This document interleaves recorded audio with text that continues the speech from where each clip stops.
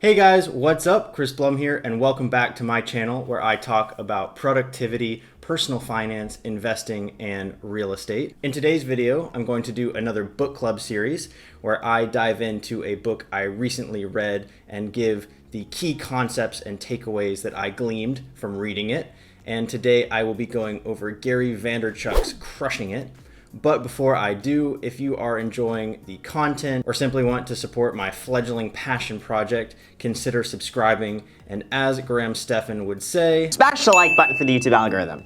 I'm told it's good for the algorithm. So, Crushing It by Gary Vaynerchuk, also known as Gary V, Gary V-E-E, is a very well-known content creator. He runs a digital content and media firm, and if you haven't heard of him, I'm actually quite surprised. But as a quick recap, Gary was born in 1975 in Belarus and moved to the New Jersey area with his family when he was young. He rose to prominence in the early 2000s, growing his family's wine business through the use of online content, namely the Wine Library TV, which was a channel that he put together and shot clips of him tasting wine, talking about life, and grew the brand naturally. And through that, he then moved on to creating VaynerMedia, and in 2018, he wrote Crushing It, which is a book meant to help others build a personal brand and either use that brand to help grow their existing company and win business,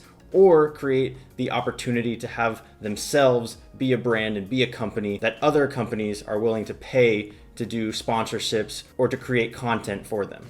Some haters will claim that Gary is a bit of a workaholic, but if you actually listen to his content, what he really cares about is helping people reach their goals, no matter how big or how small they may be, and understanding the amount of sacrifice that's going to be required if you do have these huge aspirations. I'm always very hurt when people think that I'm pushing hustle and too much work and make it for the money. You know, my behavior doesn't map to that. I would have been a venture capitalist then. Like I'm talking about actually liking what you do and being in a place where you don't have issues or internal mindset struggles because you actually have been able to start the process of not worrying about other people's opinions. So, diving in, concept number one that I took away from reading Crushing It was that social media equals business. In today's hyperspeed world and hyper-connected world, social media is becoming the number one place we go to connect not only with people, but also with brands. And if you are not building a personal brand, you are likely going to get left behind. Gone are the days where it is common to work for one company your entire life, working your way up the corporate ladder.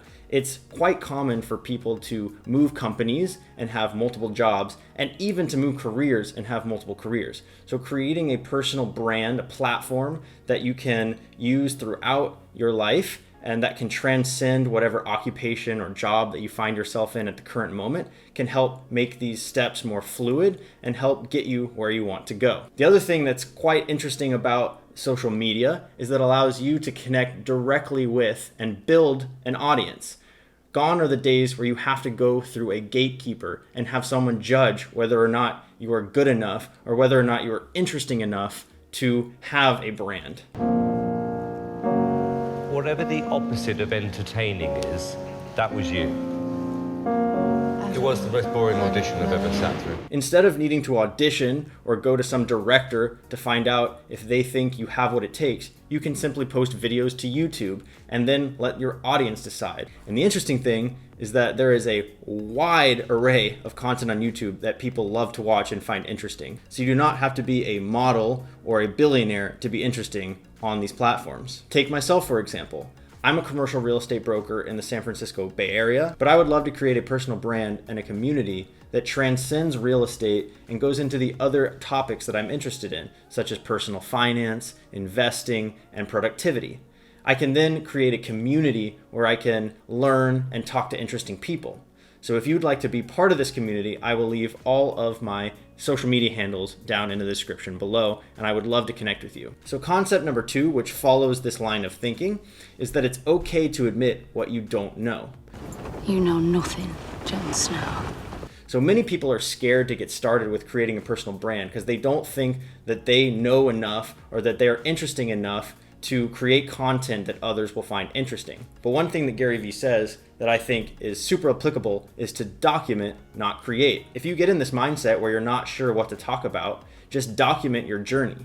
People will find value in seeing the steps you took, seeing what you learned, and how you went about things. As you do this, it's important to be authentic. People can see through a fraudster or see through a fake guru, and they're much more willing to be forgiving if your content isn't super great in the beginning or if you make mistakes, as long as you are true to yourself and are authentic and are willing to admit what you don't know. So diving into the actual application of building a platform, the third concept that I found super interesting was finding and picking what is going to be your pillar content and then using that pillar content to create fragmented and smaller content for other platforms. So Gary recommends that you find the platform that you're most comfortable on and can give your narrative to. So that could be YouTube, podcasts, a blog, Instagram, Facebook. There's so many platforms to choose from, but finding your voice and finding the platform that you are able to be yourself and to create content on will allow you to most easily create your personal brand. Then you can take this pillar content, so say it's a YouTube video, and you can strip the audio and create a podcast from it, or you can post quotes from your podcast or from your YouTube video to your Instagram. So Gary does say it's very important to be on all of the platforms where the eyes are going, but to have one that is your pillar. So as you get comfortable and as you are starting to see signs of success from your platform, Gary also says that it's very important not to get comfortable and only focus on the one or two platforms that are giving you the most ROI in the current moment, because these may fade in terms of their popularity and they may be replaced by other platforms, which has happened time and time again. So even once you have your pillar content and once you get in the rhythm, make sure that you're constantly looking for new platforms, challenging yourself to ask where the eyes are going next and what is the next big thing. Where are the land grab opportunities? If you're starting a YouTube channel today, you have a lot less opportunity than someone who was the 100th person creating content for YouTube. But there's plenty of opportunities in the future, and it's important not to get discouraged by missing ships in the past to the point that you forget to look for opportunities for the ships in the future. So look for what are the next concepts that are going to be land grab moments. This could be voice first, such as Amazon Alexa and Siri. This could be AR or VR or AI, but be constantly looking for the next thing. The fourth concept, which sounds a little bit contradictory at first listen, is to not listen to what any one person says, but make sure to listen to what everyone says. So again, a little contradictory, but what I took away from this is that you will always have haters and there will always be voices that are trying to stop you from making progress or who doubt you. But as I talked about in the 10x video, sometimes this criticism can actually be a great sign that you're on the right path.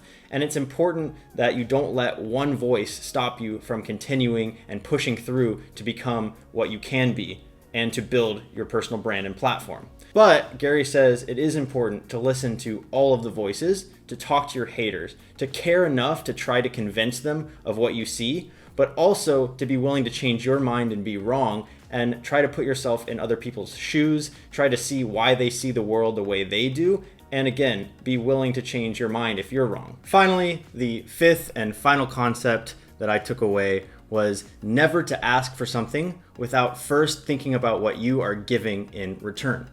So humans are creatures of reciprocity, and they are much more willing to give if you are doing something for them or if they feel some value from what you have produced. This can apply to your audience, of course, but also to those that you would like to collaborate with as you are building your brand. So for your audience, be willing to give away free content. This is something that Gary harps on, and not just for a week or a month, but perhaps for years. It's a very long game, and you're trying to build trust. You're trying to build a relationship and have it so where they're not only willing to give to you, but want to give to you because they feel like they have gotten so much that they need to give something back. And again, this applies to those that you're trying to collaborate with or those that you're trying to reach out to as well. So if you're trying to reach out to a well-known influencer, maybe you're trying to get Gary Vee on your podcast, you need to think about what is in it for them. What am I doing to make sure that there is some mutual benefit, not just how is this going to help me? So I hope you found these concepts helpful, and as always, would love to have you be part of the community. I'm leaving all my social links down below in the description and would love if you subscribe to the channel or gave the video a like if you're enjoying the content. Thanks, and see you guys on the next video.